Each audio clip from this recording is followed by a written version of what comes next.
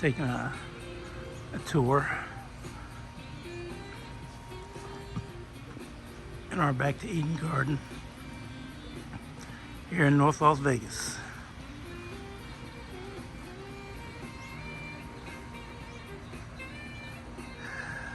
Happy about the whole process of growth, from planting a seed to watching plants come to their full maturity. It is wonderful. On this tour, you see all this green grass. It was greener last year. There's nothing back here but rocks.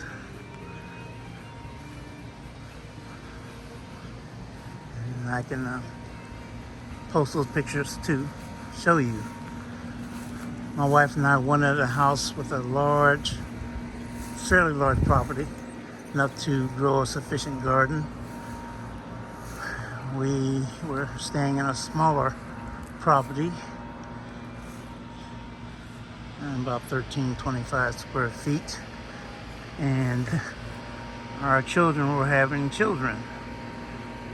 And we knew then that we needed to find a property that would have room to grow a garden so that our children would know where their food came from. And this is our Back to Eden garden. This is a fig tree, and it has figs on it. The second year, first year, it didn't do that well. Those are Sauvignon Blanc grapevines. They are starting to grow grapes. And all in this whole bed is herbs. My wife is a certified herbalist, has a degree in that. Very proud of her. So she's crazy about herbs. She wasn't that well as a young child, always sickly. And her mother was a natural herbalist and taught my wife, my queen, about herbs.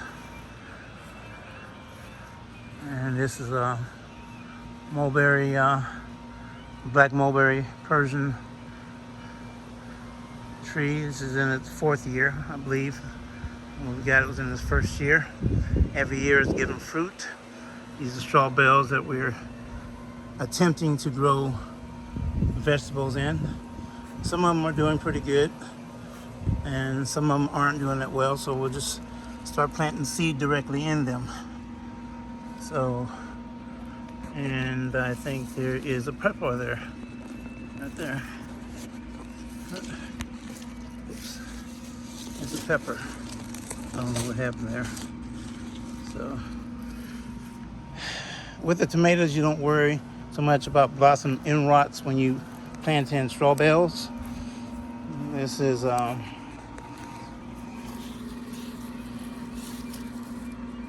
Big Mac's pumpkin. Yep.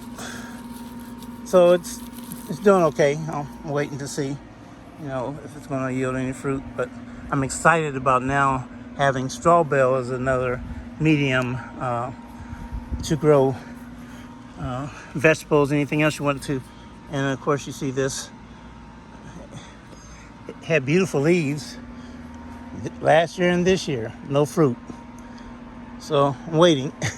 So all these trees, my wife and I planted 19 different fruit trees in our garden, because looking at Paul Gauchi's Back to Eden, which you can look on YouTube, he explained the biblical principles in the garden. So I'm not going to go into that because I don't want to offend nobody.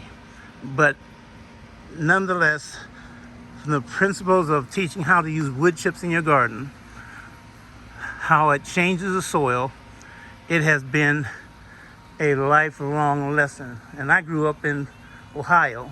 My grandmother owned a 27 acre farm in Pataska, Ohio, and every holiday, weekend, and summers, anytime there's a holiday, my parents took us out to her farm, and we learned what it was to raise chickens. And she had a couple of horses all beat up. She had them, you know, she was in her 70s by the time that, you know, I went into the military. But she has been a reckoning force in my life, morally, spiritually, and as a black woman back in the 50s. And it's because of her knowledge and passion of farming, because it was rough back then, see? So you had to make sure you had some land, if you had any, to grow vegetables, whether it's a farm or just a little garden, whatever you want to deem it. Back then, you had to be resourceful. My grandmother was very resourceful. And these are tomato, not tomatoes, I'm sorry, forgive me. These are potatoes. And this is, I'm not gonna say this, no tomato, looks like tomato. And these are squash. So, and this is an eggplant in with, looks like a sunflower that wants to grow. Hopefully it does. And these are sun sugar pumpkins right here. So, and this is a cherry tree, no fruit on it either. So nitrogen is plenty. It's got a lot of green foliage, but I don't see any evidence of fruit. So maybe later on during the year they may do that.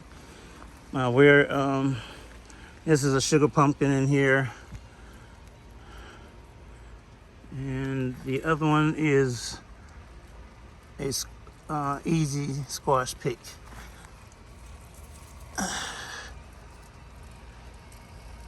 Yeah. So I'm hoping that's another potato in there also. I'm hoping that this already is giving my wife and I hope of having an alternate means of planting seeds, which you can do directly on straw bales or seedlings, to have another means of gardening other than soil or hydroponics. Ooh. Man, we really were trying to grow berries and we have not. This is an elderberry and it's not doing well. It didn't work out last year either. But what I thought was from my nursery, some healthy elderberry plants, and they manifest the same disease process, or I don't know if it's the soil tend to need more acid in their soil. Anyway, I just keep trying. And this is a hibiscus, one of the beautiful plants around here you can use for teas, and this is a Kumquat Tree we transported from our office last year. It was loaded last year. This year, no evidence of any of that beautiful fruit. You can eat the whole thing, rind and all. It's so delicious and healthy. I'm in the back of a wall of our homestead, and the hose is on, and it's wetting me up. Temperatures are in around 92, 93. This is pistachio. Didn't fruit last year at all, so I guess I better be grateful because I only see 4. So I want to see what the end of this is going to come to. I think this is another hibiscus, and also some amaranth that my wife planted in here. I do all the soil, and we work together hand in hand. We love being out here together. I didn't want to pull that up because that's her lemongrass, and we're trying to restore it. I may have made an algae. So you have bok choy here, lemongrass. We planted seeds all throughout the garden of American Meadow Wildflowers. I think that's the company. You can look online and find them. Beautiful flowers. This is the male pistachio. They say you're supposed to put the male and female pistachio trees about 20 feet apart. Well, I don't have that type of, I didn't know at the time, let's put it that way. So they're 6 feet apart. It's like social distancing for these pistachio trees. Anyway, this is a mint.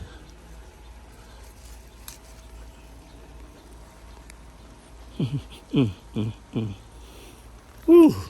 Don't tell me there's not a creator. And these are sunchokes.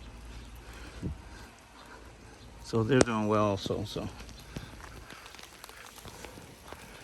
And my wife and I started planting different types of sunflowers from short stalk. See how thick that is? And there's a tomato growing right next to it. And I might have to find some way to make sure, and it looks like it may be an indeterminate because I bought several determinate tomatoes, which I haven't done in the past. And the indeterminate always, you have to stay on top of it because if not, you don't maintain control of it, it'll get away from you. So pruning is necessary so that the light and oxygen can get in between the foliage and everything else keep going in a healthy direction. And I forgot what this plant was. We didn't think it was going to make it. It's an herb. Anyway, those are Kenya lilies. I expect that they're doing as they are. They've been there now about 3 weeks. We got them from the nursery. They were very healthy, so I expect their phase they're going through now, and they will reflower. These are cucumbers, and this is a mini sunflower. We have aloe basically all throughout the yard, or for a third of the yard anyway. This is a Nepali. Mostly these are found in Latino stores. They're very good for you. You might want to look up on how to prepare them.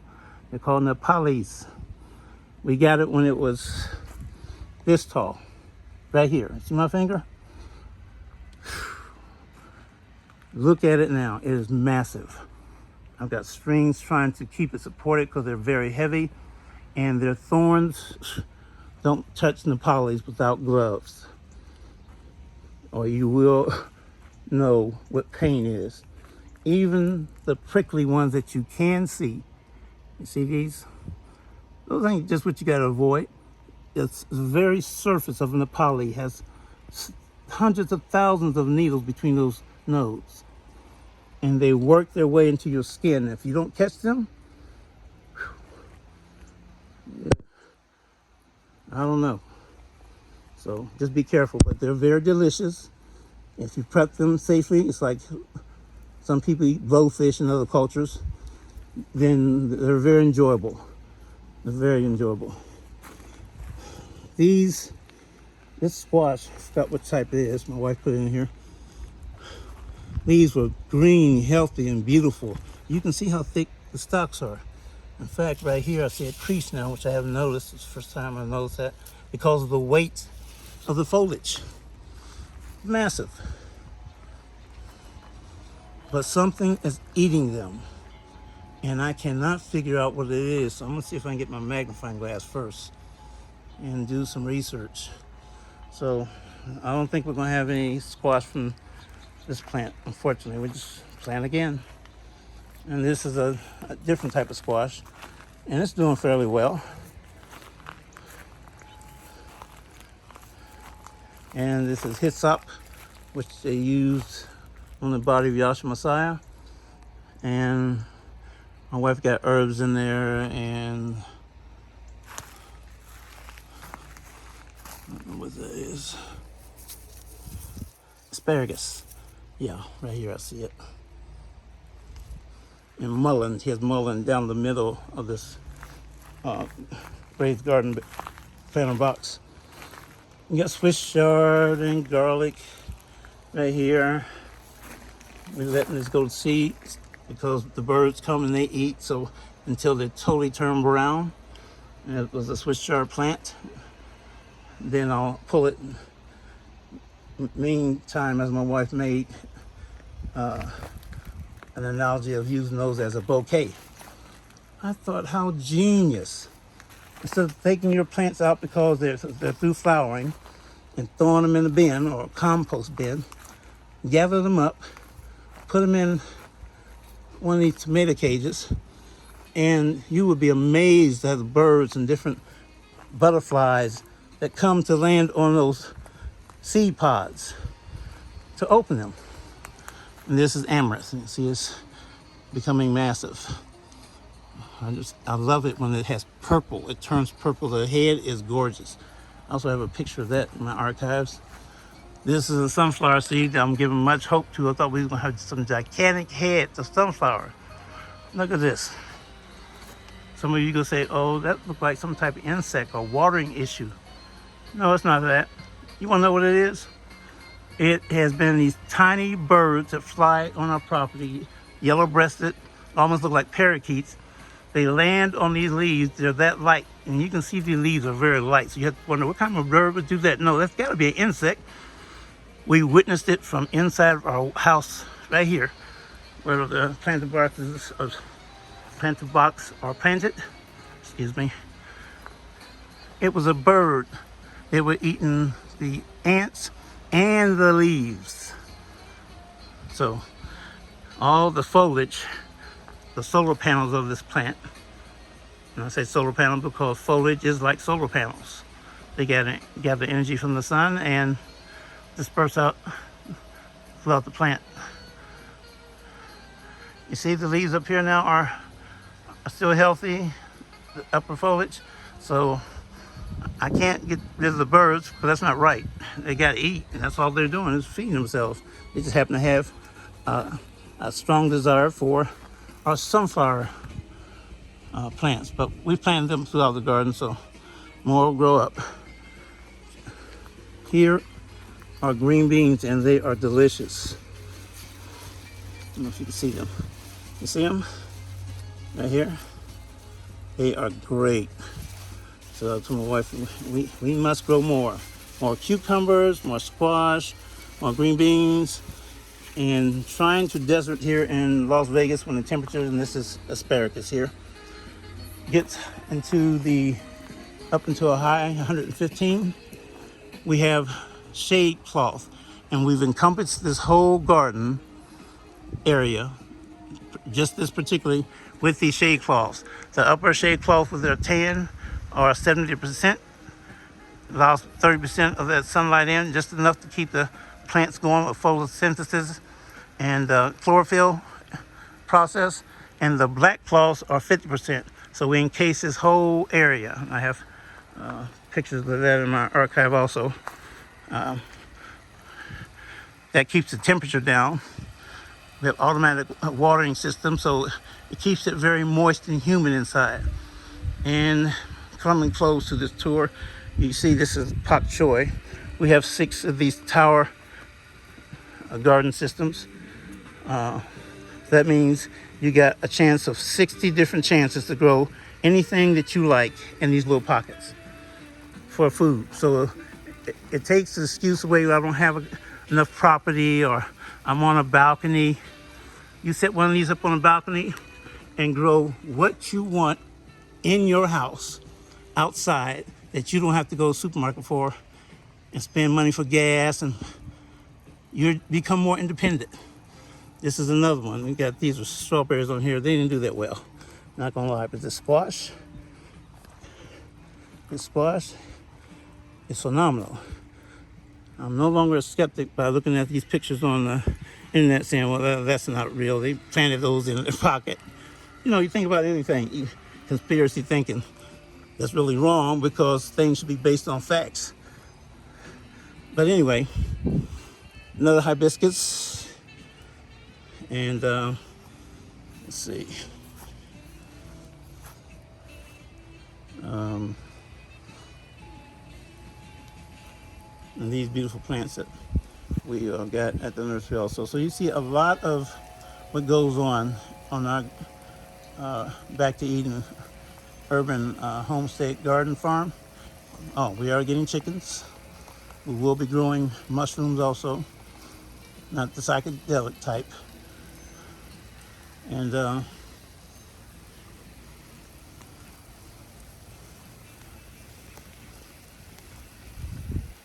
good to have something working beside you. It's a joy gardening. These 2 towers, I know I got off beat from the strawberries at the second tower there. This third tower, I think it's lettuce and a combination of whatever my wife is growing, herbs on top. And yeah, let's see. There we go. Yeah, I like that. A little uniqueness. And this last tower here is hummingbird. I think that is to attract hummingbirds. That's what she put in there. Like I said, I was raised on a farm, and some spinach on the side. In Pataskala, Ohio. My wife also was raised in a farm rural area with animals and chickens, and you know, they grew their own food. So it was a match to finally have somebody who my grandmother, my Nana, inspired me to wake that light back up, that blessing back up. How she raised me by growing our own food. This is not doing too well. I think we got seeds in here. I know we do, but I'm not seeing any evidence of a little bit of spinach. So we keep another watch on it for another week. Nothing happens. Plant something else.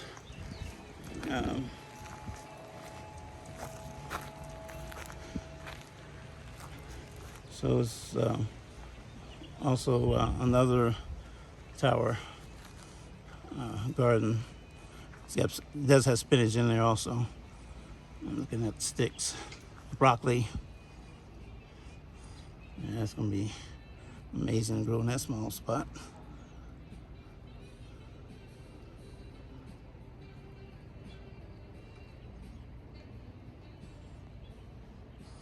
Our dinosaur kale, let me take you down real quick, was from last season. And so was our herb box. And we already got things planted in here.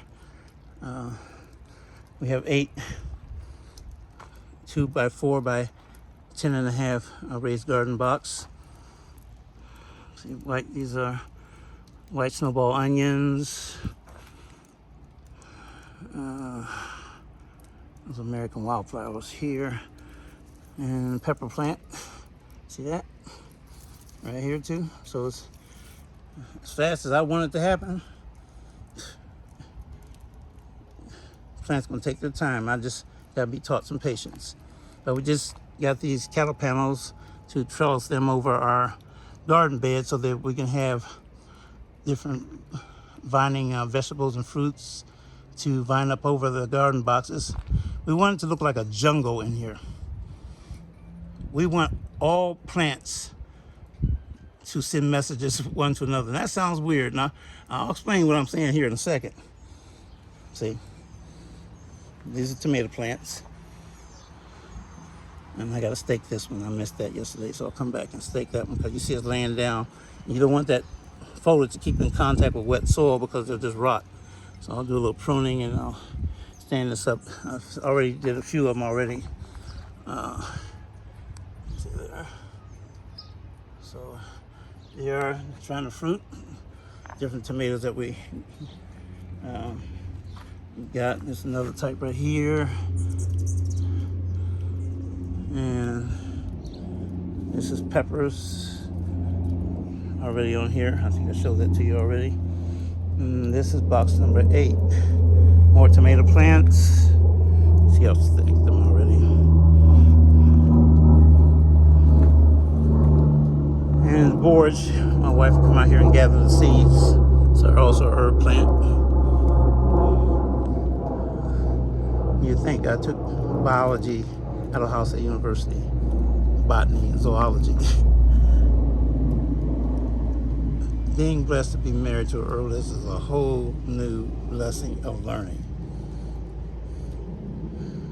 I'm a farm boy and I'm proud of it. I love farming. I love growing gardens. I love growing your own food. The independence of it is so freeing. Yeah, there's some frustration in it too. I'm not going to mislead you and let you think, oh, farming's so wonderful. It's hard work. It's working out at the gym hard work. See, depending on your physical abilities, from digging ditches, if you have to, loading rocks, materials, it's hard work. At the gym farm, I say. So anyway, we got onions down here. And I forgot, so I'm not going to tell you something I don't know about. These are not collards, but these are broccoli plants. That or the strange looking collard leaf. And so we've got onions in the bed and Swiss chard. We got beets, which that's what you're looking at here, and those onions over here. And these are dinosaur kale. Now, those dinosaur kale, all of them that I'm going to show you, were about this little. I was so frustrated. I said, honey, I'm going to rip these things out and we'll just grow something else in there. She said, baby, please. Just lovingly said, baby, please, just let them grow a little bit. Just see what happens. The leaves will broaden. I said, all right, babe, I'll do as you ask. That's a sunflower, I think. No, sunflower? Oh, no, those are cucumbers coming up over there. So if they trail, that would be great. She said, just let them grow. So she prevailed, because I love her so much. And I know she was right in the first place, inside my heart. I said, okay. So look at them now. They are magnificent and tall. Here, I don't have the enclosure installed yet. I mean, it's installed, but I haven't enclosed the area. So it's about 93, I think, here, 94. You see what we've done? Folks, get wood chips, I beg you, from a live processed tree. I ain't talking about some packaged wood in the store. That's not going to do anything for your soil in restoration. Live wood chips is like sweeter than gold to the soil. It enriches the soil. It restores soil biology. You get free wood chip compost. Whether you water it or whether it rains on it, it changes the soil back to its natural pH of 7. All these 8 boxes, all 8 of them, we had soil brought in. One for Terraform Organics. They have compost. They engineer compost like it should be, but they do it more rapidly. So we went and got some of that. They say you can plant right in it. So we got some of that, and then we went and got some soil from one of the nurseries down the street from us, and we put that on top of